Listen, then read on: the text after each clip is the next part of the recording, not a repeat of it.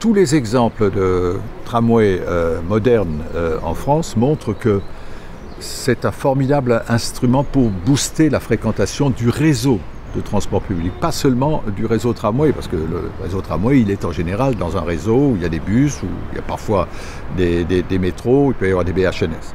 Le tramway est aujourd'hui un outil qui, au kilomètre, suppose un investissement de 20 à 25 millions d'euros.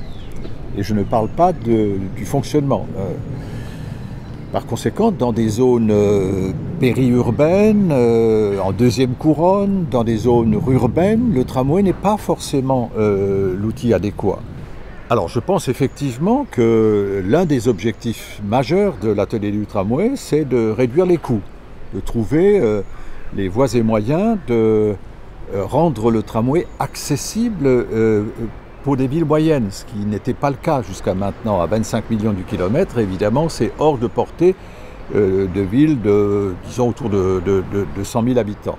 Aujourd'hui, on saurait faire, on peut faire, et nous travaillons dans ce sens-là, à la fois, encore une fois, sur le matériel roulant et sur les infrastructures.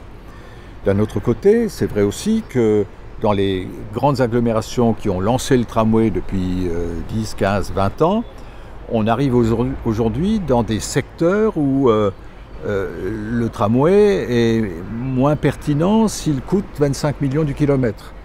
Donc il faut trouver aussi le moyen d'étendre le tramway autant que faire se peut, pas seulement dans les cœurs de ville, mais aussi, en tout cas dans la première couronne, voire dans la deuxième.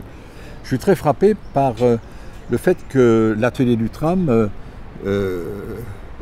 progresse en nombre de participants. Souvent, lorsque des clubs ou des associations se lancent, il y a un certain enthousiasme au départ et puis ça s'épuise, ça se perd un petit peu dans les sables. Là, c'est le contraire.